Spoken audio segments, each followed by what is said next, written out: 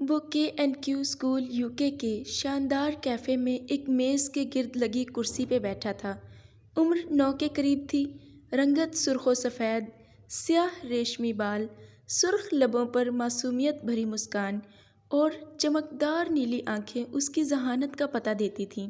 یہ کیفے کی سب سے بڑی میز تھی جس کے گرد تقریباً 25 کرسیاں لگی تھیں۔ وہ وہاں اکیلا بیٹھا تھا، سرخ و سفید چہرے پر اضطراب جھلک رہا تھا۔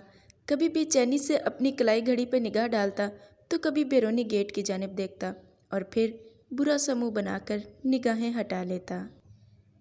آس پاس کی میزوں پر اکا دکا طلباء و طالبات اشیائے خورد و نوش سے لطف اندوز ہو رہے تھے۔ وہ ان سے یکسر بے نیاز تھا۔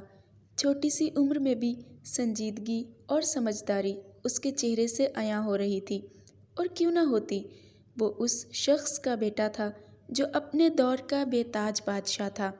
دسمبر کی یخ بستہ صبح کا آغاز ہو چکا تھا اور صبح کے 10 بجے بھی لندن رات کا منظر پیش کر رہا تھا۔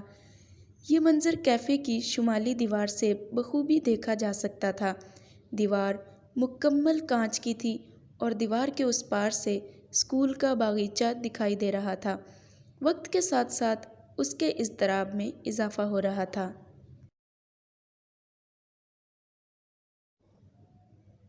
اس نے ایک نگاہ پھر کلائی پہ بندھی سنہری گھڑی پہ ڈالی، اداسی سے دونوں ہاتھ میز پہ باہم ملا کر تھوڑی اوپر ٹکا دی۔ "Do you want anything, my boy?" Cafe counter پہ موجود ادھیڑ عمر شخص نے محبت بھری مسکراہٹ سے بلند آواز میں پوچھا تھا۔ لہجے میں محبت کے ساتھ ساتھ پرانی شناسائی بھی عیاں ہو رہی تھی۔ "No sir, I'm waiting for someone." اس نے بھی مسکرا کر جواب دیا۔ ادھیڑ عمر شخص نے مسکرا کر سر کو خم دیا۔ لڑکے نے ایک بار پھر اپنی کلائی پہ بندھی سنہری گھڑی کی جانب دیکھا اور پھر بیرونی دروازے کی جانب نگاہ دوڑائی۔ دروازے سے نگاہیں مایوس پلٹیں تو دوبارہ کانچ کی دیوار میں سیاہی مائل نیلے آسمان کو دیکھا جو مسلسل ننھے ننھے یخ بستہ موتی پھولوں اور پتوں پہ برسا رہا تھا، اور ان ننھے ننھے سفید موتیوں نے مثل ردا ان پھولوں اور پتوں کو سفید پوش کر دیا تھا۔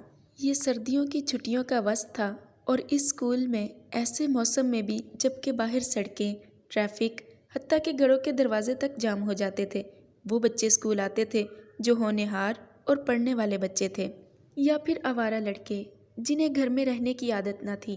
اور KNQ مے فیئر کا وہ اسکول تھا جو تعطیلات میں بھی متعلمین کے لیے کھلا رہتا تھا۔ بلا شبہ یہ بھی ایک پڑھنے والا بچہ تھا، مگر آج وہ یہاں کسی اور مقصد کے لیے موجود تھا، اور کل سے وہ اس مقصد کے لیے اتنا بے چین تھا کہ کل کی پوری رات اسے نیند نہیں آئی تھی۔ اس نے گزشتہ رات تارے گنتے گزاری تھی، اور اب یہ بے مقصد انتظار۔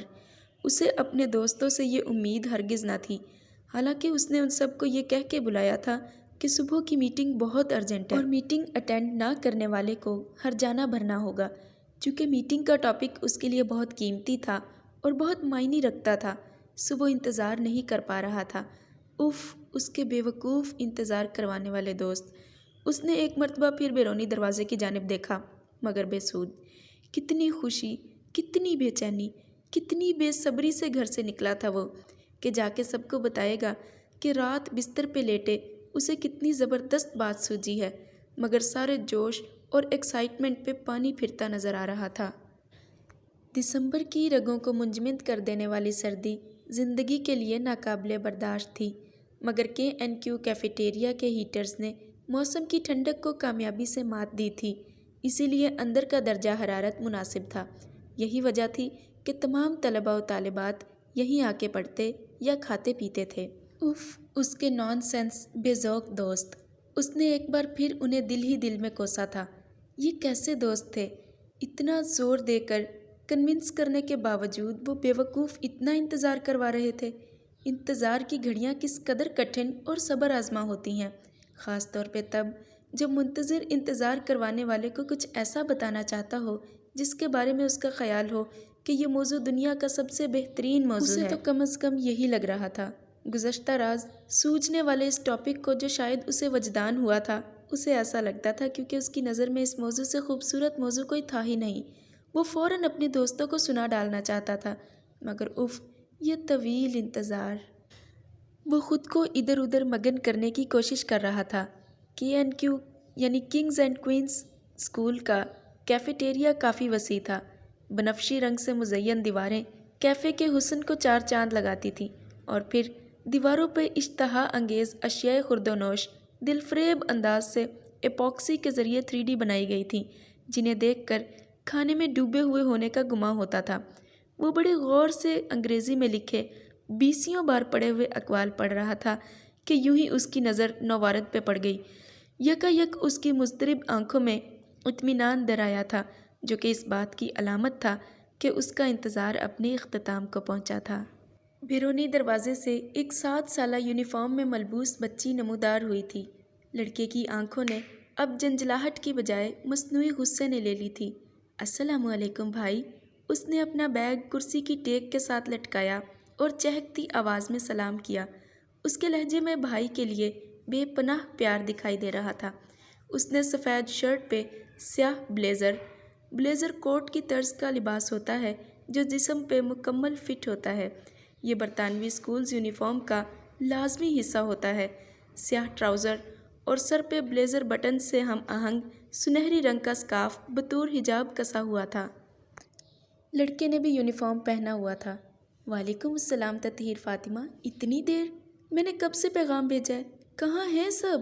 لڑکی کے لہجے کے برعکس اس نے ڈپٹنے کا سا انداز اپنایا تھا۔ آتے ہیں بھائی، جسٹ چل۔ اس نے اسی چہکتے انداز میں بھائی کے دونوں رخساروں پہ دونوں ہاتھوں سے چٹکیاں کاٹی۔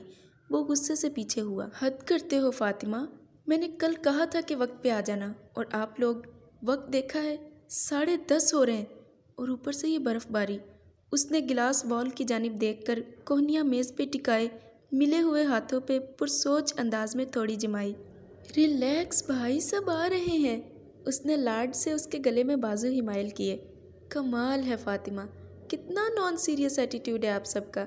جانتی ہو نا کہ آج کتنی اہم میٹنگ؟ جی بھائی، جانتی ہوں کہ آج آپ کی کتنی اہم میٹنگ ہے، اس نے اس کے الفاظ کو قطع کرتے ہوئے کہا تھا۔ جسٹ چل، سب آ رہے ہیں نا۔ مگر اس نے اسی خفگی میں اس کے بازو شانوں سے ہٹائے تھے۔ آج اس کا بہن کے ناز اٹھانے کا قطعی موڈ نہیں تھا۔ اسے ایک الگ ہی پریشانی نے گھیر لیا تھا۔ اسے کیا معلوم تھا کہ برف باری ہو جائے گی؟ وہ جتنا پرجوش تھا آج کی میٹنگ کو لے کر، اتنی ہی اس کے جوش پہ برف پڑ گئی تھی، اور اب اسے بے حد بے چینی کے ساتھ حد درجے غصہ آ رہا تھا۔ فاطمہ بھائی کا موڈ دیکھ کے سنجیدہ ہو گئی تھی۔ وہ جانتی تھی کہ اگر بھائی نے کہا ہے کہ آج بہت امپورٹنٹ میٹنگ ہے تو ضرور کچھ خاص ہوگا، کیونکہ بھائی کبھی ہوا میں بات نہیں چھوڑتے۔ وہ جو ٹیم کا سربراہ تھا، اور اکثر و بیشتر اس کی یعنی کہ جرار عباس وقار ٹیم کے ممبران کے ساتھ میٹنگز چلتی رہتی تھیں، اور اس کی یہ میٹنگز بچگانہ حرکات پہ مشتمل ہرگز نہ ہوتی تھیں، بلکہ ٹھوس، منطقی اور ٹو دا پوائنٹ ہوا کرتی تھیں، اور سبھی بچوں کو اس کی میٹنگ اٹینڈ کرنے کا نہ صرف اشتیاق رہتا تھا بلکہ سب اسے فالو بھی کرتے تھے۔ السلام علیکم، ایک لڑکے کی آواز نے دونوں کو متوجہ کیا۔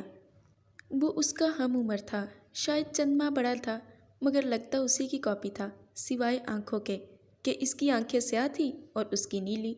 بڑی مہربانی آپ تشریف لائے۔ اس کا طنز سوا نیزے پہ آیا۔ سلام کا جواب تو دے دے یارا، اس نے بے تکلفی سے اس کے ساتھ والی کرسی کھینچتے ہوئے کہا۔ وعلیکم السلام، اس نے اس کی آنکھوں میں براہ راست دیکھتے ہوئے خلاف معمول نارمل لہجے میں جواب دیا، تو بجائے شرمندہ ہونے کے ڈٹائی سے گویا ہوا۔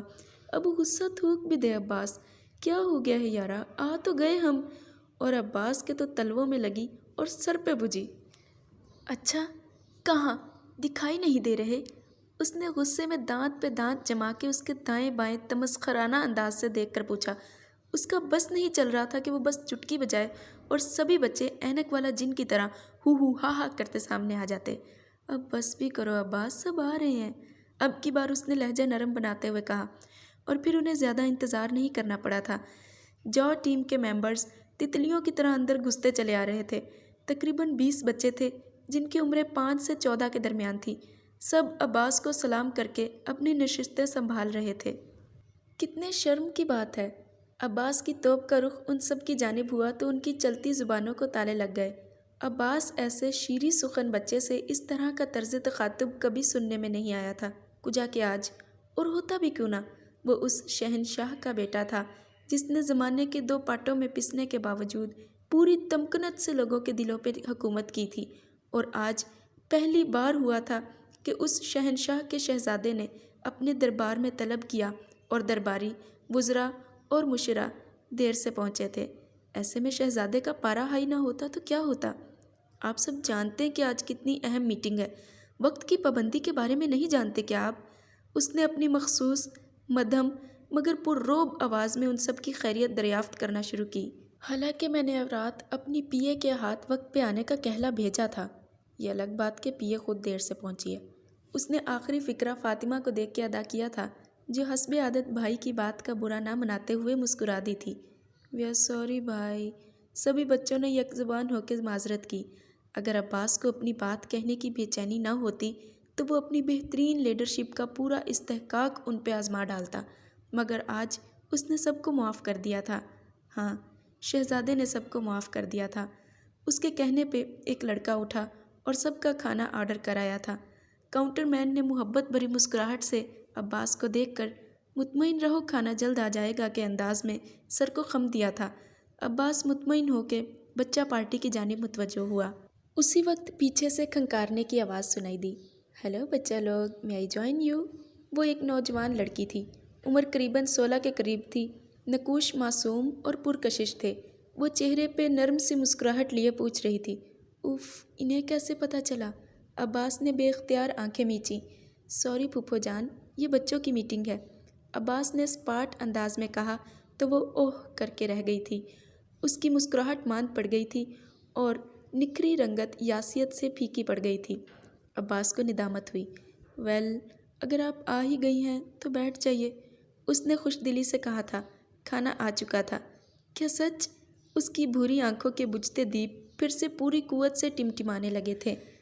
باقی سب اپنے کھانے سے انصاف کرنے لگے تھے، جبکہ عباس کی پھپھو آرڈر دے کر ان کے پاس آ بیٹھی تھی۔ سو فرینڈز، مزید وقت ضائع کیے بغیر میں اپنے ٹاپک کی طرف آتا ہوں۔ جرار عباس کی پروفیشنل آواز کے ساتھ سبھی بچے جو قریباً کھانا ختم کر چکے تھے اس کی جانب متوجہ ہوئے۔